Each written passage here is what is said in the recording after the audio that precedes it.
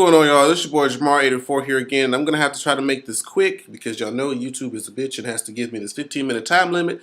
So I'm going to try to talk about Scandal, this last episode in the past 15 minutes. So, whew, my God. This is the first time I ever tried to review Scandal, y'all. And, girl, this show, I always talk about that this show, I always have to keep my heart, I have to keep some kind of heart medication to the side. And I ain't even got no heart problems. But I always have to keep some heart pills, something to the side, because I just be sitting here clenching my chest and I just be sitting there looking at my TV, just eyes just buck open, and I just be like, oh my God, bitch, no. That's what I be looking. That's what I be looking like when I be watching Scandal, y'all. So either way it goes, let's try to get into some of the details of what happened in this past episode.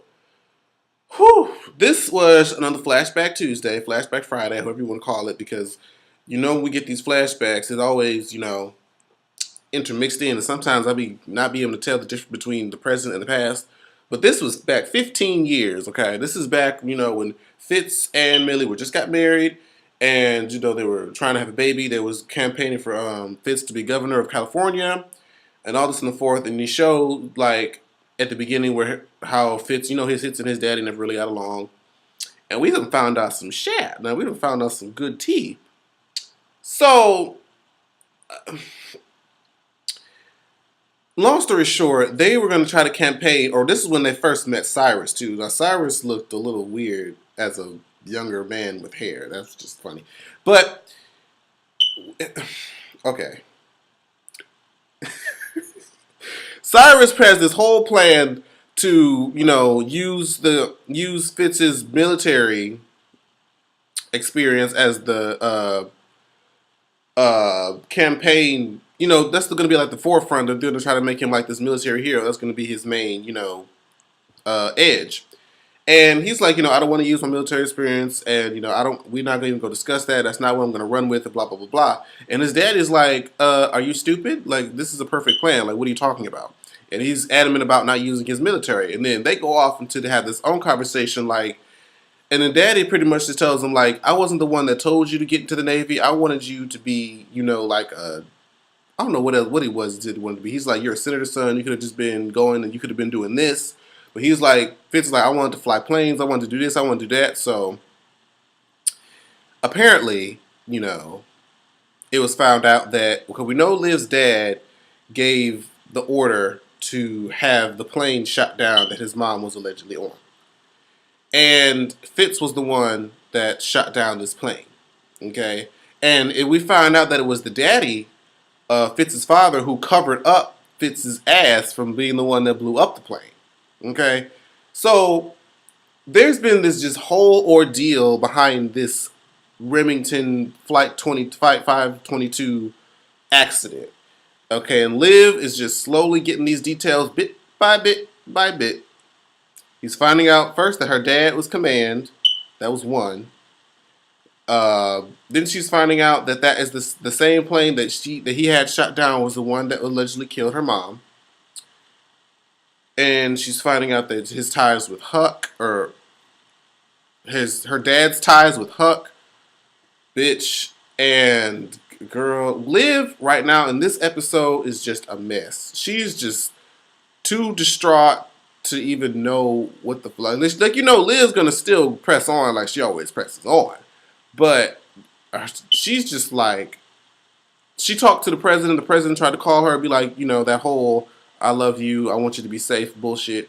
She's like, I feel like we're strangers. I felt like I knew you, but I feel like I'm surrounded by freaking criminals, of murderers. And I'm just like, damn, I know that has to hurt when you feel like you've had to, or rather you were surrounded by people and you figured out all this shit and these people are killing people that you cared about.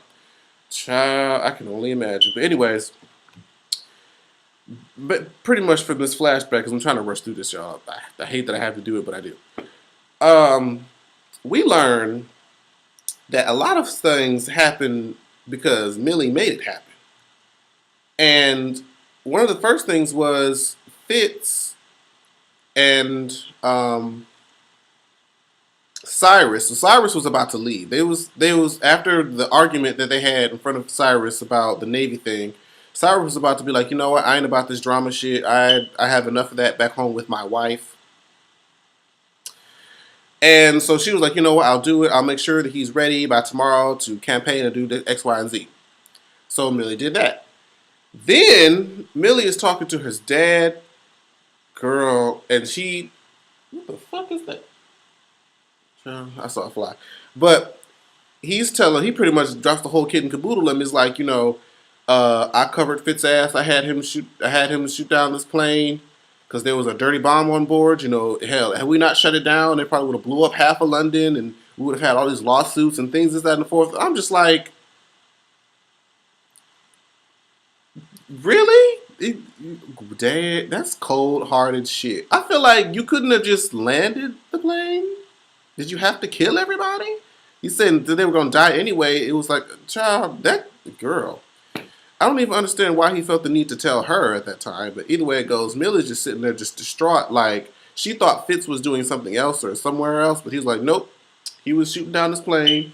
It was a dirty bomb. They made it seem like it was manual, what is it? A manual problem. Some kind of technical problem, whatever it was they called it. And she just sitting there just distraught. And while she's sitting there just like bamboozled by what he just said, he's sitting there looking at her like, you are really beautiful. And I'm just like, oh Lord, here he goes. Now, mind you, I had mentioned that he was talking about how he used to always mess around with other people, but Fitz's mom never knew. So he puts the moves on her and pretty much rapes her. Now, Mellie, I don't feel like you gave up any type of real fight because, girl, that's an old ass man. How much strength could he really have? Like, you could have busted him across the head up with something. But for whatever reason, she lays back and takes the shit. Gets up, goes to the bed. She's looking like taking a walk of shame. And Fitz is like, where have you been? He's like, she was like, I'm just taking her. I was just talking to my daddy and was something shit she said. And he was like, come to bed. She was like, no, I really want to shower. I really feel the need to shower right now. And he was like, no, come here. So he just pulled her into the bed, and she just laying there just uncomfortable. I felt so bad for homegirl. And it was like, this is why Mellie is the way that she is, because she really has given up various pieces of herself to make this man happy. And then we fast forward to present day, and it's just like, you think about all that's happened, like with Olivia and stuff, and you look through Mellie's eyes like, you really, like, I gave up so much for you, and you want to bring this bitch in, and like, child, I understand Mellie a little bit more, but let's see, what else? Is there anything I want to mention about the past? They were trying to get pregnant, and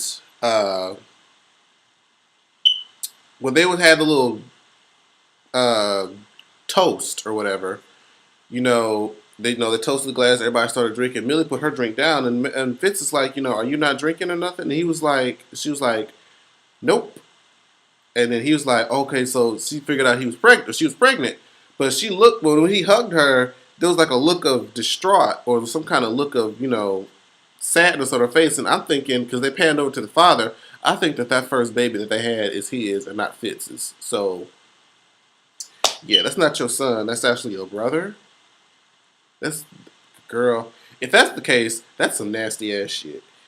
Ooh girl. But anyway, let's see, what else do I want to talk about? Quinn, girl by girl. Quinn done stalked this man that's working for B613.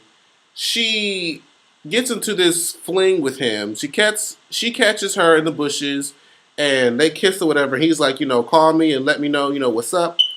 Meanwhile, Liv tells the people during this whole campaign that they have a new client, and it's her mama. And she's pretty much filling them in all the deets, talking about my mom was killed on this plane. And they was like, but she was like, you don't have to take up this mission. We don't have to do this. And everybody was like, of course we're going to do it. But then she's like, well, there's another person involved with this story. And then she puts up the goddamn president. I was just like, Lord have mercy. They was all like, oh. bitch, really? But, child, let's see. So they all digging around and doing shit. Quinn gets involved with this man, and um, at the same time, they're digging up pieces. They're investigating people, trying to see who would know who it is that got off the plane before. Well, the one person that was taken off the plane for whatever reason, and so they found a lead, and they found this man's name and his face or whatever, and they found out where he worked. So apparently, the guys who work with V613, or the guy that works with Liv's dad, I forget the guy's name, whoever it was that Quinn was, messing around with, he made it seem like he was like a private eye or something, and he brought her to this, I don't know if it was like a hospital or whatever, I don't know what it was, but it was the same place where the guy that Liv and them were trying to find, he was working the front desk. And so she's, in her mind, she's thinking that she's about to just go in and get some kind of information or something, or help him go in and get some information, and he gives her some little, what the fuck are the bitches called? The little vials, the shit that you stick in somebody and you inject it, injection needles. And so she thinks that it's gonna put him to sleep. So she does her thing. She cleverly sticks it in him, and she thinks she's about to go to sleep. This man starts foaming at the mouth and bleeding and shit, and he's dead. He's gone. And I'm just like, oh, bitch, you done fucked up. This man done set you up. You just a fucked up girl. And when we find out that he's dead and she's like hysterically crying and shit, he's like, welcome to B613. You just been initiated. And I'm just like, what? And then it turns out Harrison calls Olivia and tells them that the only lead that they had to figure out who it was that got off the plane was this bitch that Quinn just killed. So, girl, child. But the kicker, I think, because I know I've missed so much shit. But goddamn it, I'm only confined to these 15 minutes again. At the end of this episode, we see Liv's daddy walking into some confined, I don't want to call it a prison. It was some distant location, okay? And, he's walking in, I'm thinking, I don't know who he is about to see, because, his dad, or Liv's daddy been doing a whole bunch of shady shit. He walks in, sits the fuck down into somebody's... It's 8 o'clock. He walks in and sits into somebody's cell, and he speaks the words, our daughter is looking for you. I said, this bitch is alive.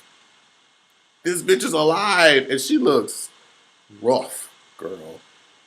And so much shit is just going in my mind. I'm like, how the fuck did this bitch live?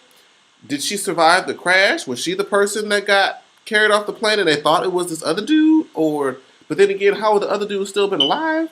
There are just so many questions. Did she even get on the motherfucking plane? Did it make it seem like she got on the plane, but she wanted to hide her out for Olivia? We just don't know what the fuck is going on with that whole situation as to how Liv's mom is alive and why her daddy was keeping it a secret from him. I don't get it. I don't understand.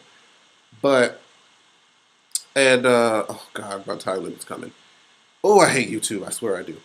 Oh, the last thing, it was kind of interesting, but kind of not.